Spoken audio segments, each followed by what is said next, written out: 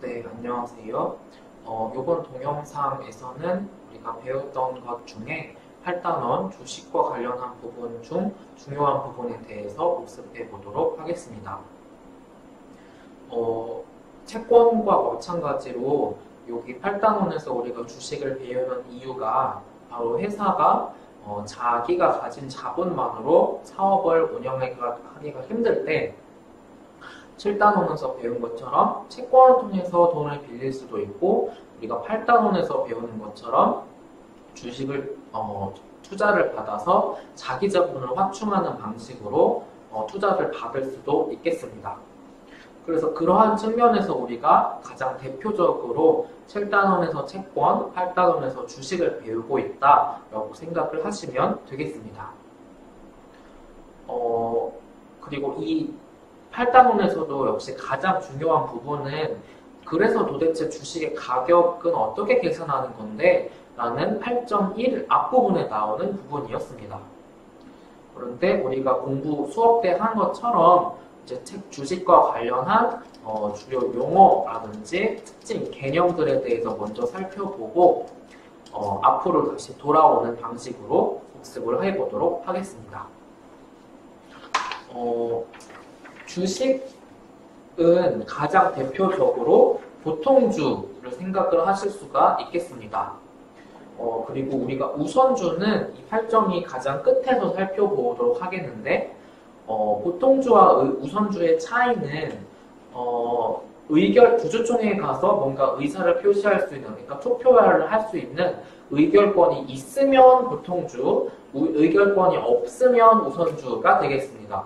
대신 우선주는 이름에서 우선에서 나타내 주는 것처럼 배당을 보통주보다 먼저 받을 수 있는 권리가 있다는 측면에서 우선주라고 불리고 있습니다. 그래서 보통주는 그래서 이런 것이 보통주가 되겠고 우리가 이렇게 보통주를 통해서 주식에 투자를 하게 되면 우리는 그 회사의 주인이라고 할 수 있는 주주가 되는 것입니다. 그런데 아무리 회사의 주인이라고 주주라고 해도 이렇게 생업이 다 있는 사람들인데 우리가 이제 생업이 다 있는 사람들인데 맨날 회사 가가지고 경영에 참견하고 간섭하고 뭐 그럴 수가 있겠어요? 그러기는 거의 힘들다라는 거죠. 그래서 심지어 1년에 한 번 있는 회사 주총도 거의 개인 투자자는 안 간단 말이죠. 평일에 열리기도 하고 업무 시간 중에 있으니까. 그래서 개인 투자자들은 뒤에 나오는 뭐 위임장이라던가 프록시 같은 거를 대신해서 이제 의사 표시를 하는 경우가 많죠. 이제 회사의 주인인 주주가 회사를 대표할 수 있는 이사를 뽑고 이사 2, 이사 진, 이사가 다시 경영진을 꾸리게 됩니다. 그래서 우리가 이 부분에서는 처음 살펴보는 것이 바로 이 이사를 뽑는 방식에 관한 것이 나왔었는데 그 중에서도 이 집중투표제 방식에 대해서 영어로 기억을 하셔도 돼요. 큐뮬러티브 보팅이라고 하는 것이 있는데 이 방식의 어떤 특징이 뭐였다? 한 번의 투표로 선출된 이사를 모두 선출하는 방식이 바로 이 집중투표제 투표 방식이었죠. 예를 통해서 보면 선출하려는 이사 수가 총 4명이야. 그리고 스미스가 가진 주식이 20주, 존이 가진 주식이 80주야. 그러면 이거를 각각 가진 주식에 선출하려는 이사 수를 곱해서 표수를 80표랑 320표로 이렇게 뻥튀기를 해. 그런 다음에 만약에 스미스가 이 80표를 한 이사한테 몰빵을 하면 스미스는 최소 한 명은 내가 원하는 이사를 밀 수가 있죠. 그래서 그런 투표 방식이 바로 이 집중투표제 방식이 되겠습니다. 그래서 이렇게 한 번에 선임해야 되는 이사가 많아진다. 그러면 표가 다 분산이 되겠죠. 근데 나는 분산을 안 하고 내 표를 다 어떤 특정한 이사한테 몰빵을 해주면 나는 최소한 한 명은 내가 원하는 이사를 앉힐 수가 있는 거니까 그런 장점이 있을 수 있겠습니다. 그리고 또 이사를 선출하는 방식 중에 또 하나가 시차투표제라는 것이 있다. 이 시차투표제는 내가 회사의 이사를 한 번에 다 갈아엎는 게 아니고 여기 지금 3분의 1씩 그러니까 3분의 1씩 갈아엎고 3분의 1 또 갈아엎고 3분의 1 또 다음번에 갈아엎고 해가지고 이렇게 이사를 일부씩 이렇게 바꾸는 방식이 시차투표제 방식이다라는 것입니다. 만약에 이사를 한 방에 다 갈아엎으면 이전에 회사에서 하던 것들이 새로운 이사들한테 연결되기가 힘들겠죠. 노하우라든지 뭐 그런 것도 좀 이어지기가 힘들 거고 그래서 그런 것을 방지하기 위해서 이런 시차투표제를 시행을 할 수가 있겠습니다. 그리고 앞서 말씀드린 것처럼 주주총회에 가서 직접 주주로서 의사표시를 할 수도 있지만 그렇지 않는 경우가 많다. 그래서 그런 경우에는 이렇게 위임장을 써주고 그래서 나는 다수의 의견에 따르겠습니다. 아니면 내가 위임장이 써준 이 사람이 나를 대신할 것입니다. 뭐 이런 방식으로 위임장을 이용하는 방법이 많다라는 것입니다. 그래서 이 위임장 하면 나오는 게 바로 이 위임장 대결, 프록시 파이트라는 것이고 요런 것이 주로 드라마나 영화에서 금융 아니면 기업의 어떤 단골 소재가 돼서 나오는 경우가 많았죠. 그리고 실제 사례로는 작년에 대한항공이 이제 고 조양호 회장을 이사로 연임을 시키려고 하는데 이제 그 표수가 부족해서 부결이 되었던 경우가 있었고 또 대한항공인데 올해 초에는 조원태 측하고 조현아 측하고가 서로 이제 표 대결을 했는데 결론적으로는 조원태 측이 이기는 경우가 발생했습니다. 그래서 이러한 것이 바로 위임장 그리고 위임장 대결이라고 생각을 하시면 되겠습니다. 그리고 앞에서 결국 회사는 주식 발행하는 게 보통주 아니면 우선주다라고 말씀을 드렸었는데 사실은 이 보통주도 살펴보니 이 안에 조금 여러 가지 특성을 갖는 여러 가지 보통주들이 있을 수 있다라는 것입니다. 그래서 그러한 것을 보통주끼리 구별해서 안에서 구별해서 뭐 클래스 A 보통주, 뭐 클래스 B 보통주, 클래스 C 보통주 이렇게 구분을 할 수가 있겠는데 예를 들면 주식 수에는 10%도 미치지 않지만 투표권 전체 중에는 40%를 갖는다든지 아니면 의결권이 없는 보통주를 만든다든지 뭐 그러한 것들 여러 가지 뭐 옵션 의결권을 넣고 빼고 뭐 그러한 방식으로 좀 보통주인데 여러 가지 종류의 보통주를 만들기도 한다, 발행하기도 한다라는 것이 되겠습니다. 그리고 이러한 보통주를 갖고 있으면 기본적으로 매 연마다 아니면 미국의 경우에는 뭐 1년에 2번 뭐 그렇게 회사로부터 배당금을 받을 수가 있다. 그리고 만약에 회사가 망했어. 그러면 회사가 가진 토지, 건물, 설비를 다 팔아서 모든 것을 다 현금화를 하겠죠. 근데 그렇게 다 현금화를 하고 근로자한테도 밀린 임금 주고 재료 공급자한테도 밀린 거 다 갚고 채권자한테도 밀린 거 다 갚고 정부한테 세금도 다 내고 그러고도 만약에 남은 현금이 있어. 그러면 주식 수에 비례해서 이제 현금을 배분, 자녀 재산을 배분해주는 그럴 때 이제 주식 수를 이제 따지게 되겠습니다. 그리고 또 신주 인수권이라는 것도 있는데 기존 주주가 있다. 근데 이 회사가 신주를 더 발행을 하려고 해. 그래서 자금을 더 투자를 받으려고 해. 그러면 신주 인수권이라는 게 만약에 활용할 수 있는 경우면 기존 주주가 신주 발행될 때 먼저 투자할 수 있게, 먼저 주식 살 수 있게 그렇게 해주는 것이 신주 인수권이 되겠습니다. 그리고 앞서서 보통주를 갖고 있으면 이제 배당받을 수 있는 권리가 있다라고 말씀드렸는데, 이 배당을 줄지 안 줄지 아니면 얼마를 줄지라는 거는 이사회에서 결정을 하게 되는 것이고, 주주총회에서 최종적으로 승인을 함으로써 배당이 결정이 되는 것이 되겠습니다. 대체적으로는 배당을 현금으로 지급을 하고 그러니까 일부 회사들 아니면은 특수한 경우에는 가끔씩은 주식, 그 회사 주식으로 배당을 지급하기도 한다라는 것을 아시면 되겠습니다. 그리고 이제 두 번째 주식이라고 할 수 있는 우선주를 살펴볼 것인데, 이 우선주는 이름에서 나와 있는 이 우선이라는 거에서 뜻하는 것처럼 뭐에서 우선한다는 거냐면 배당받을 권리에서 보통주보다 우선한다라는 것이 되겠습니다. 그래서 일반적으로 우선주에는 의결권이 없고요.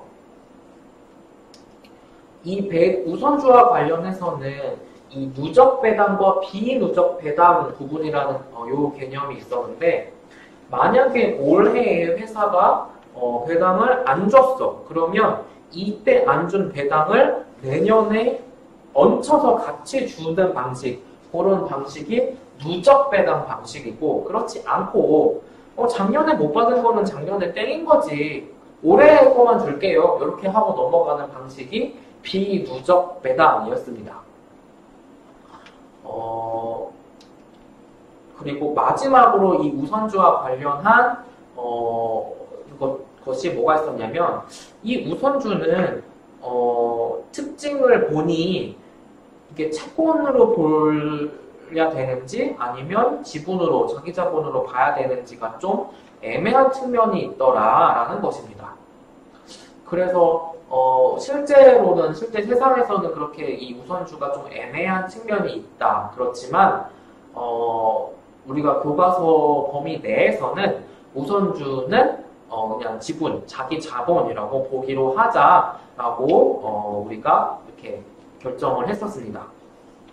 그래서 앞에서 7단원에서 채권이면 부채로 보기로 하고, 여기 지금 우선주면 자기 자본으로 보기로 하는 것이죠. 우리는 그렇게 이제 수업 시간에는 그렇게 가정을 하기로 했고요. 다시 돌아가서 앞부분에서 또 가장 중요한 주식의 가격이 어떻게 결정이 되는지에 대해서 살펴보도록 하겠습니다. 채권은 만기가 딱 정해져 있다 보니까 이거를 뭐 현금 흐름을 할인을 하거나 할 때, 그래서 가격 계산하는 게 쉽다라는 측면이 있습니다. 근데 그에 반해서 주식은, 이게 뭐 주식은 만기가 있는 것도 아니고, 아니면 이거는 투자자 측면에서 이거 뭐 얼마나 가지고 있을지 정해놓고 투자하는 경우가 없잖아요. 그러니까 이 주식의 가격은 채권에 비해서 계산하는 게 쉽지가 않다라는 측면, 그러니까 어려운 측면이 있습니다. 그런데 그럼에도 불구하고 주식에는 이렇게 배당이라는 것이 있기 때문에 이 미래에 올 현금 흐름 중에 하나인 배당을 이용해서 주식의 가격을 결정하는 것을 살펴볼 것이고, 그 중에 특수한 4가지 케이스에 대해서 우리는 좀 더 집중적으로 살펴보았었죠. 그래서 첫 번째 가격을 계산해보는 케이스가 바로 이 무성장인 케이스였습니다. 여기서 이 무성장이라고 하는 것은 쉽게 말하면 배당이 계속 똑같은 금액이 오는 것이었고, 바로 이러한 현금 흐름은 우리가 6단원에서 배운 것 중에 영구연금, 5, 6단원에서 배운 것 중에 영구연금에 해당하는 거기 때문에 영구연금 공식을 적용해서 한 번에 오는 배당 D 나누기 할인율 R을 하면 주식 가격을 이렇게 계산할 수가 있었습니다. 그래서 첫 번째 케이스로 무성장, 즉 배당이 일정한 경우에는 이런 방식을 이용해서 주식의 가격을 쉽게 계산해 볼 수가 있었고요. 두 번째 특별한 케이스로 배당이 오긴 오는데 매년 조금씩, 그러니까 일정하게 성장하는 경우, 즉 G%씩 성장하는 경우에는 이렇게 두 번째 배당 성장 모형 방식을 이용해서 주식 가격을 계산해 볼 수 있었습니다. 처음에 D0라는 배당이 오고 그 다음 해에 D1 배당은 바로 G%만큼 성장하고 그 다음에 D2 배당은 또 G%만큼 성장하고 그런 방식으로 영원히 G%씩 성장하는 배당인 경우에는 성장연구연금, 우리가 6단원에서 배운 것 중에 성장연구연금 공식을 이용하면 이렇게 D1 나누기 R-G를 한다든지 아니면 DG에다가 1 플러스 G를 하면 결국 D1이 되니까 그거를 R-G로 나눈다든지 하는 방식으로 주식의 가격을 계산할 수가 있었습니다. 그래서 이렇게 배당 성장 모형을 이용해서도 주식의 가격을 계산할 수가 있었고요. 그 다음에 세 번째 케이스는 배당이 불규칙하게 오는 경우였습니다. 그래서 이 불규칙하게 배당이 오는 경우에는 이 시점을 좀 조심을 해야 했었죠. 그래서 여기 지금 보시면 5년 차부터는 배당이 일정하게 성장을 하는 케이스니까 그 이후 거를 다 현재 가치로 할인을 한 거를 P4를 통해서 먼저 계산을 하고 이 P4니까 4칸을 또 할인을 하면 이제 5년 차 이후 거에 대해서 P0까지 다 할인을 한 것이 되겠습니다. 이 예제를 통해서 보시면 조금 덜 헷갈리시는데 이렇게 1년차, 2년차, 3년차 배당이 불규칙하게 온다. 그리고 3년차 이후부터는 배당이 일정하게 성장한다. 그러면 배당이 일정하게 성장하는 부분에 대해서 먼저 다 할인해서 P3를 구해놓고 1시점에 배당 할인, 2시점에 배당 2칸 할인, 3시점에 배당 3칸 할인 플러스 아까 구해놓은 P3를 3칸을 할인함으로써 P0, 그러니까 결국 주식 가격을 구할 수 있다라는 것입니다. 그래서 여기 지금 보시면 D1, D2, D3를 각각 1칸, 2칸, 3칸으로 할인하고 P3를 3칸으로 할인을 하는 방식으로 P0, 그래서 지금 현재 주식 가격을 계산할 수 있다라는 것입니다. 그래서 여기 지금 보시면 여기 예제 8.4의 경우에도 1, 2, 3년 차에 각각 오는 배당이 서로 다른 경우니까 그리고 P4부터 일정한 배당이 연속되는 경우이기 때문에 P3을 이렇게 딱 찍어가지고 먼저 계산을 하고 D1, D2, D3를 각각 할인하면서 P3 아까 구해놓은 거는 3칸을 할인하면 지금 이 회사의 주식 가격을 계산할 수가 있겠습니다. 그리고 네 번째로 특수한 케이스가 바로 두 단계 성장인 경우였습니다. 이 두 단계 성장은 불규칙한 성장의 특수한 사례라고 볼 수도 있겠는데요. 이런 경우가 많을 것 같아서 이런 공식을 이용하면 좀 두 단계 성장하는 케이스는 주식 가격을 쉽게 계산을 할 수가 있겠다는 것이죠. 뭐냐면 회사가 처음 설립이 되어서 계속 고공 분출을 하다가 대박이나 확 성장하는 경우가 있을 수도 있고 아니면 회사가 계속 고속 성장을 하다가 성장이 조금 더뎌지게 되는 경우 그런 측면이 그런 2단계가 있을 수도 있겠습니다. 그래서 G1% 성장률과 G2% 성장률이 있는 경우에는 여기 나와 있는 공식을 이용해서 PT를 먼저 계산하고 그 PT를 다시 위에 집어넣어서 최종적으로는 P0를 계산하는 방식으로 주식 가격을 계산할 수 있다라는 것입니다. 그런데 이 경우에는 수업 시간에도 제가 이 공식을 외우라고 말씀드리지 않았어요. 2단계 성장의 경우에는 이 공식이 좀 너무 복잡하기도 하고 그렇게 중요한 공식이 아니기 때문이기도 합니다. 그래서 주식의 가격을 계산하는 4가지 좀 간략화한 사례들이 있다. 그렇지만 여기 네 번째 2단계 성장의 경우에는 이 공식을 외워야 된다는 압박은 가질 필요가 없겠습니다. 그리고 이제 주식에서 나오는 수익률에는 크게 2가지가 있겠죠. 그래서 하나는 배당에서 나오는 수익이 있을 수 있겠고, 그렇지 않고 하나는 내가 주식을 만약에 예를 들어 10에 샀는데 20에 팔았어. 그러면 나는 10만큼을 먹은 거죠. 차익으로. 그래서 그러한 부분에서 나오는 자본이득 부분이 있겠습니다.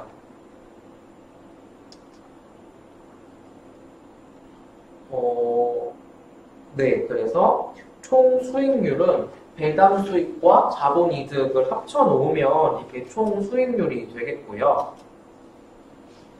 이제 여기까지는 우리가 주식 가격을 계산을 할 때에 오는 현금 흐름으로 배당이라는 거가 있으니까 그 배당을 다 할인함으로써 주식 가격을 계산을 할 수가 있었습니다. 그런데 만약에 회사가 순이익이 나지 않아서 배당을 못 주는 경우라면 주식 가격 어떻게 계산할 건데? 그럼 못 계산하는 거잖아.